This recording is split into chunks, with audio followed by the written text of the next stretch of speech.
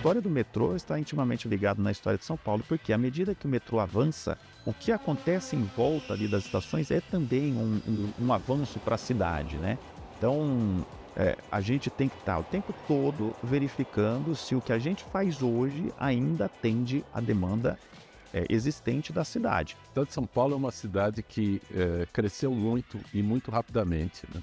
Final do século XIX para início do século XX, nós tínhamos menos de 250 mil habitantes.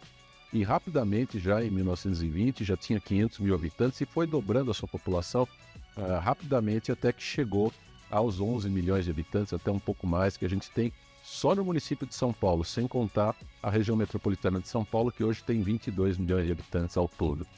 Então, uma região que cresceu muito, muito rapidamente, principalmente cresceu junto com a população a mancha urbanizada, quer dizer, o tamanho da cidade mesmo, a área urbanizada desse território que é a região metropolitana de São Paulo, a ponto de a gente ter diversas cidades hoje que são conurbadas, que você não sabe onde é o fim de uma, onde é o começo da outra. E prover transporte público é muito difícil numa condição dessas, tem que acompanhar esse crescimento com muita rapidez e nem sempre a gente conseguiu fazer isso. Então começou daqui do Parque Jabaquara até aqui, que é Vila Mariana. Certo? Então ele manobrava aqui e voltava, então fazia esse carrossel.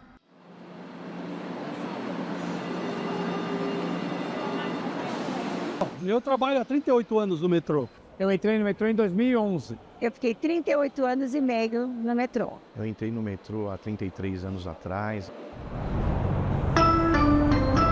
Próxima estação, História. Desembarque pelo lado direito do trem. No início do século XX, nós dependíamos basicamente de charretes e de uma rede de bondes puxada a burros. Ainda não havia os bondes eletrificados. Depois essa rede foi eletrificada, foi se expandindo. São Paulo chegou a ter mais de 300 quilômetros de trilhos de bondes, só que era uma operação privada, a concessionária era a mesma empresa de luz e energia, a São Paulo Light and Power Company, e não houve um momento em que, impedida de fazer os aumentos de tarifa, a Light começou a se desinteressar do serviço de bonde.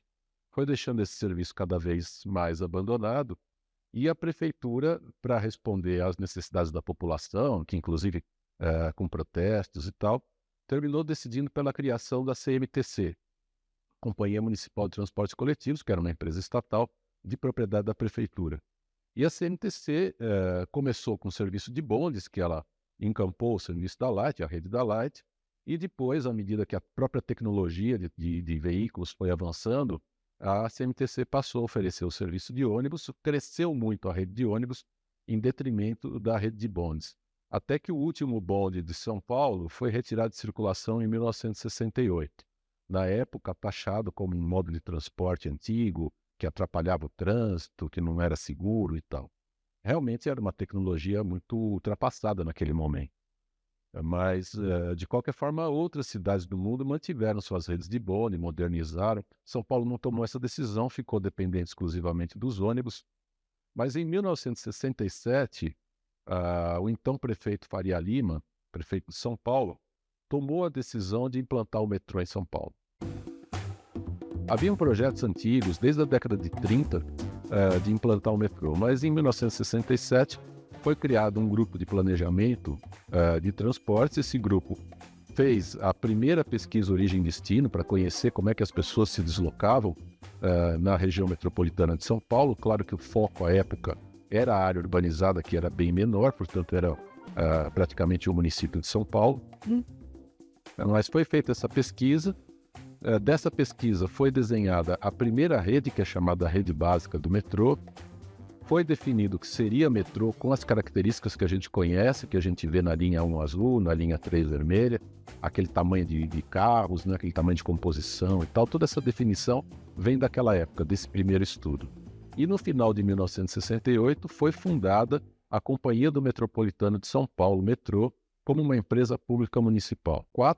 Poucos anos, portanto, depois da fundação da empresa, do nada, do zero, conseguiu começar a operar sua primeira linha. A decisão, à época, foi por implantar prioritariamente a linha 1 azul, que se chamava linha Norte-Sul, na primeira rede, do Jabaquara até Santana.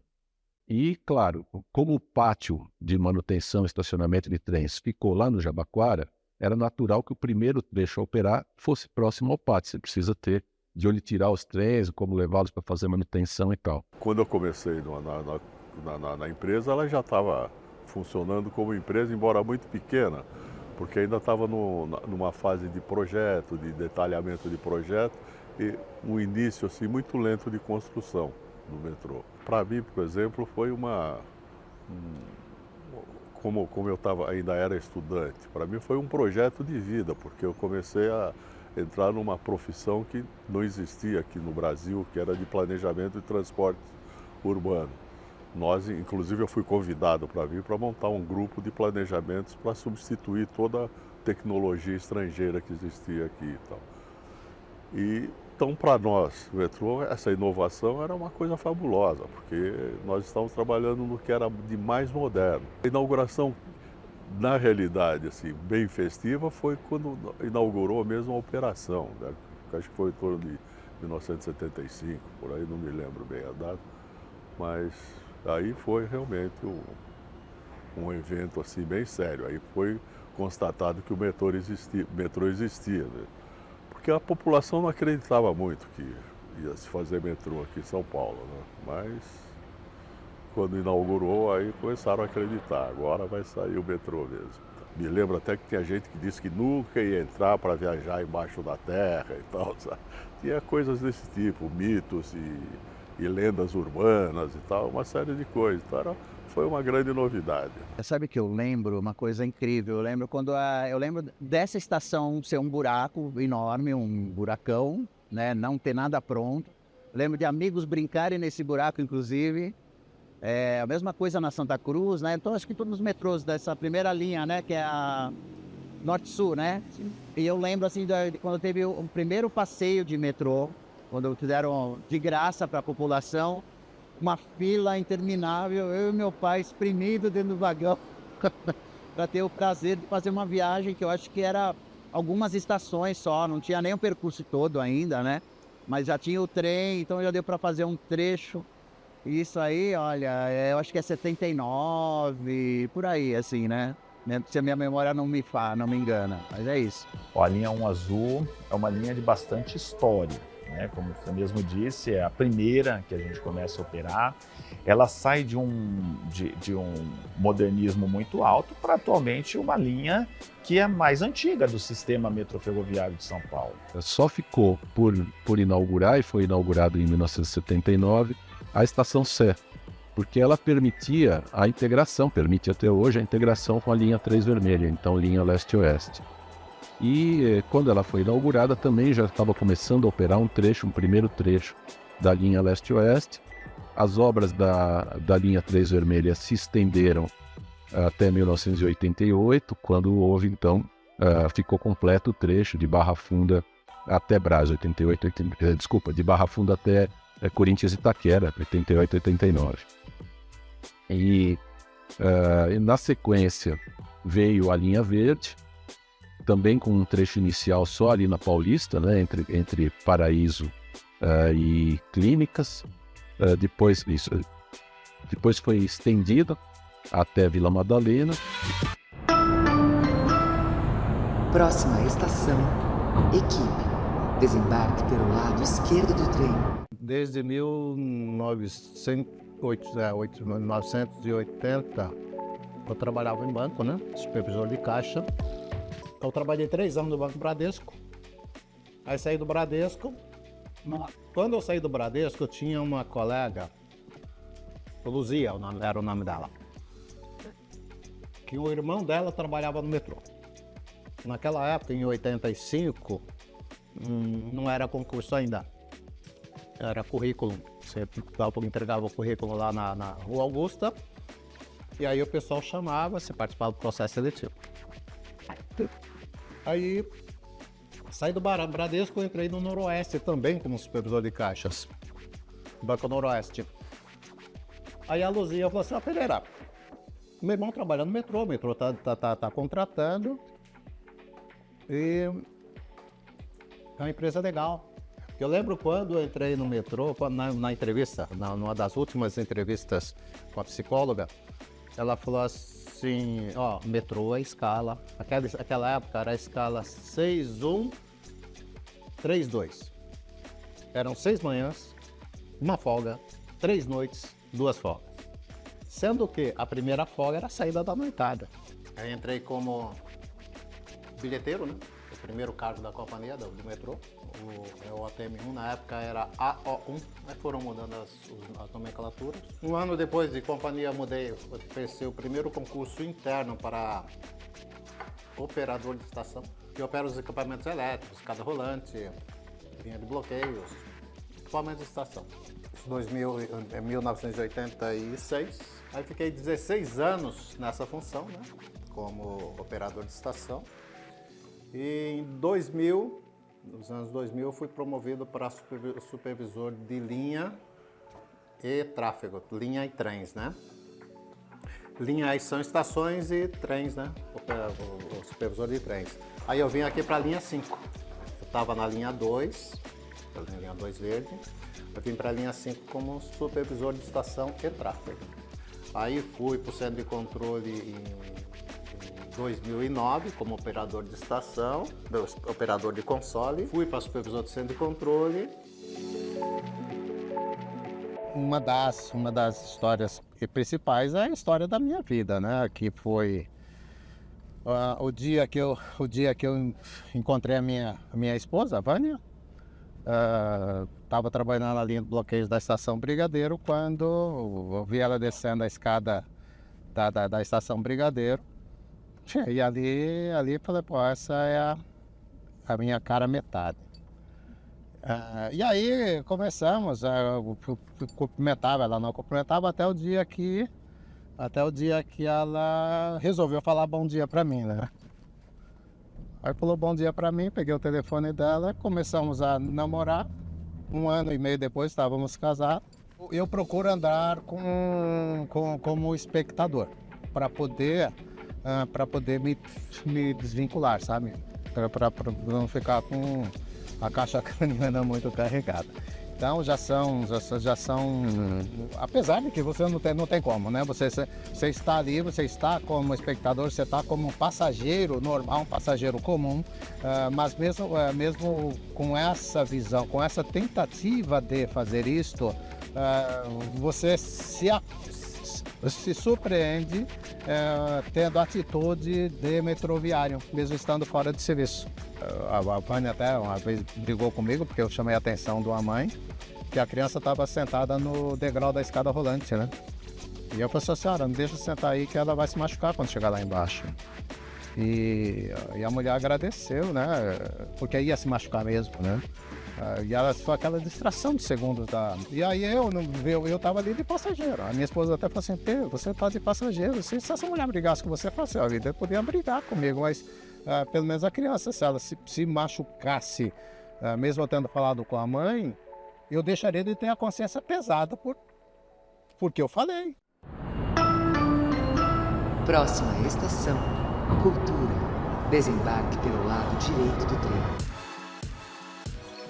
Meu nome completo é Nathalie Ellen. O meu nome é Atna Marsura. Eu sou bombeiro militar e sou baixista da banda P22. Eu estou no cenário musical há 12 anos, né? Sou de Guarulhos, São Paulo. E eu comecei há 12 anos atrás participando de um projeto musical, no qual tinha aula de piano, teclado. E lá eu pude mostrar um pouco do meu talento cantando.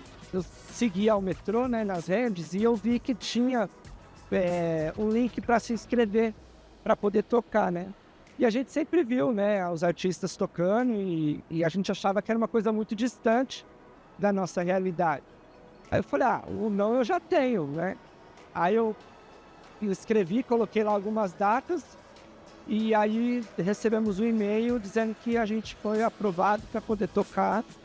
E aí foi uma paixão, né? Porque a reciprocidade desse projeto é muito legal para a banda, né? De visibilidade. conheci esse projeto através de uma amiga maravilhosa cantora, ela é sambista, chamada Beth Simpatia. Ela enviou para mim o link e eu fiquei muito surpresa. E eu fui ver do que se tratava. E aí eu li o regulamento, fiquei muito interessada no projeto e de cara já me inscrevi. A primeira estação que eu me apresentei foi na Vila Madalena. Tive essa experiência lá. Varia de estação para estação, né? A gente tem três experiências distintas, né? Então, a gente tocou no Brás, no Tatuapé e no Itaquera. E a gente percebe assim, no Brás, por exemplo, é um público bastante rotativo. Já em Itaquera o pessoal para assistir mesmo, assim. Mas em todos os lugares a recepção é bem legal, bem bacana, bem próxima, a gente sente mesmo o calor do clube. Eu tive mais visibilidade nas minhas redes sociais, criei um vínculo maravilhoso com pessoas incríveis do projeto do Música no Metrô. Fui convidada para cantar com a banda de seguranças do metrô. Eles são geniais, maravilhosos. A última vez que a gente tocou em Itaquera, a gente lançou o nosso single, né? Foi a primeira vez que a gente tocou o single para público.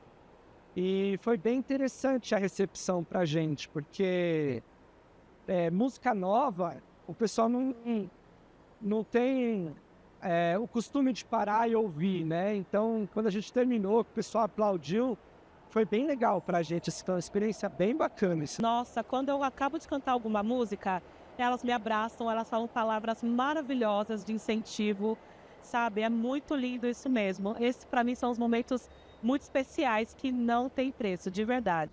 O operador de trem é essencial. O papel principal dele ali no comando do trem quando o trem está entrando na plataforma, o operador ele entra com a visão dele focada 100% plataforma. Porque se tiver algum passageiro em atitude suspeita, ele pode aplicar emergência no trem. Então o operador no comando do trem ele tem uma importância muito grande no que se refere à segurança do passageiro, né, nessas situações. E também é um equipamento, né? E equipamento está sujeito a falha. Quando o trem tem alguma falha, o operador é habilitado para movimentar o trem na modalidade que ele permitir, né? Porque na linha 1 azul, 2 verde e na linha 15 prata, a operação do sistema é em CBTC. Então em CBTC ele tem o RM, que é o manual, que é comando total do operador, MCS, que é o semiautomático, ele anda com código de via, mas com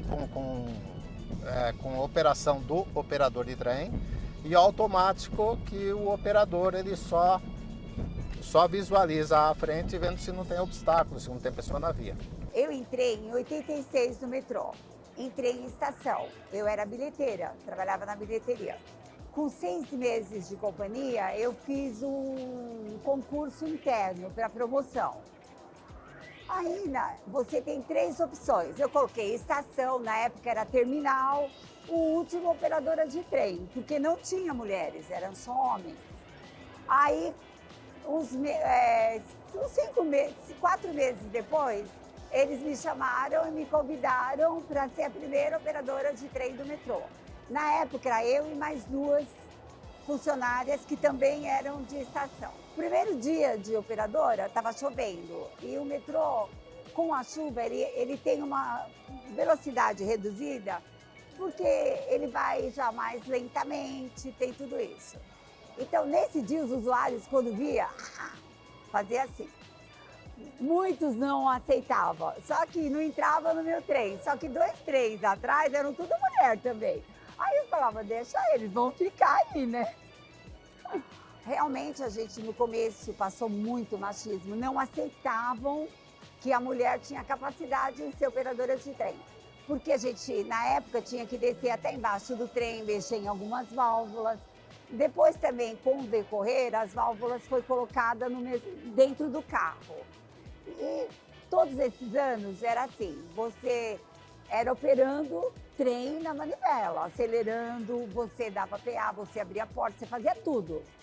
E depois veio o automático, que aí você era tipo, ficava se acontecesse alguma coisa, se assumia o trem. Mas aí eu fui conquistando, eles viram que a gente tinha capacidade. Aí quando eu tinha 6 meses, veio mais 3 mulheres. Aí foi vindo, cada tote foi vindo mais mulheres, né? Infelizmente não é 50%, é 30%, que eu gostaria que fosse 50%, né? Mas não é. Mas a gente, com tudo que brigaram, falaram que a gente não ia ter capacidade e nós mostramos que a gente tinha. Nós, operadores, a gente tem que sanar qualquer falha que o trem der. Você tem que tirar o trem do lugar, nem que seja rebocado por outro. Então, você sempre tem que estar no computador, você tem treinamento para você sempre estar apta para você fazer a sua função. Então, não é uma coisa simples. É uma coisa bem responsável. Só que para o operador andar em manual, movimentar o trem em manual, ele só pode com autorização expressa do centro de controle. E o centro de controle, por sua vez, ele só autoriza um trem a andar em manual se a estação à frente estiver vazia. Tá? Então, ele não pode sair de Jabaquara em manual se a estação Conceição tiver um trem na plataforma. Tá? Se tiver um trem na plataforma, ele só vai sair de Jabaquara quando o trem que está em Conceição desocupar a plataforma. E essa regra de segurança tem uma lógica. Porque você pode estar autorizando o operador a sair com o trem manual da estação Jabaquara, com destino a Conceição, e no meio do caminho o rádio para de funcionar. Tá? E aí o operador tentar falar com o centro de controle, não conseguia, ele continuar indo e ter um obstáculo à frente, entendeu? Teve uma vez em Cecília, chegou um senhor, me deu um chocolate e uma carta. Aí ele falou assim, olha, minha neta mora no Uruguai, ela mandou eu entregar para você. Logo que eu comecei a dirigir o trem, né? Ela falou assim, ela ficou assim apaixonada, ela falou assim, vô, dá esse chocolate. E ela colocou na carta que o chocolate era os néctar dos deuses. E ela estava me mandando e a menina tinha 11 anos. Eu nunca vou deixar de sentir orgulho por ter sido a primeira mulher, eu e mais as outras, de ter conseguido tudo que a gente conseguiu dentro do metrô. Próxima estação, Coração. Desembarque pelo lado esquerdo do trem. O centro de controle ele controla todas as ocorrências, né? Com trens, controla a movimentação dos trens, né? E a distribuição. Então o centro de controle ele verifica uma estação, você pega uma estação Sé, linha 3 vermelha, pico tarde, que é supercarregada. Estação República, estação Anhangabaú, são estações super carregadas no pico tarde. Então o centro de controle ele verifica através das imagens de câmeras a lotação, né? Acima do normal, e aí ele manda um trem vazio para prestar serviço a partir daquela estação. Assim como quando tem uma pessoa com mal-estar ou um acidente, é o centro de controle que chama o SAMU. Assim como em situações de segurança pública, como briga de torcida, já tivemos algumas situações de briga de torcida, que aí o centro de controle, mas aí passa a ser o centro de controle da segurança, né, que fica junto com a gente, aciona o Copom. O Centro de Controle Operacional, ele centraliza todas as informações operacionais o dia todo, 24 horas por dia, 7 dias por semana, e tem um trabalho ininterrupto. O objetivo dele é coordenar o trabalho operacional de toda a equipe operativa. Então nós temos equipes nas estações, nos trens, a segurança, todas essas informações que nós temos de campo, junto com as informações que nós temos de sistema, são trabalhadas aqui no centro de controle. E dessa forma nós tomamos decisões estratégicas, orientamos a atuação dos nossos empregados no campo e também disseminamos informações para os nossos chefes, os gerentes e diretores. Aqui no centro de controle nós operamos, nesse que nós estamos, operamos 3 linhas do metrô. A linha 1 azul, 2 verde, 3 vermelha. A linha 15 prata tem um centro de controle dedicado que fica lá no pátio oratório. A operação dessas linhas ela é feita por postos de trabalho que nós chamamos de consoles. Toda a nossa comunicação é feita através de radiocomunicação. Então, o nosso operador se comunica via rádio com os funcionários que estão em campo e também pode ser utilizado, por exemplo, telefone, seja ele fixo ou celular. Mas, em geral, nós nos comunicamos via rádio, que é uma comunicação mais rápida. Você sabe que SL J45 tá com um alarme de incêndio.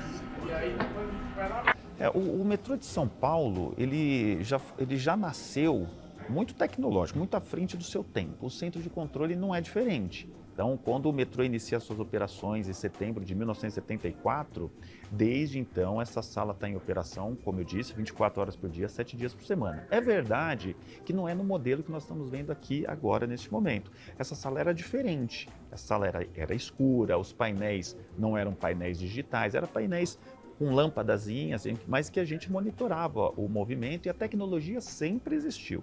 Mas como a cidade é orgânica, os movimentos são orgânicos, aqui também, e ela se movimenta da forma com que a cidade exige.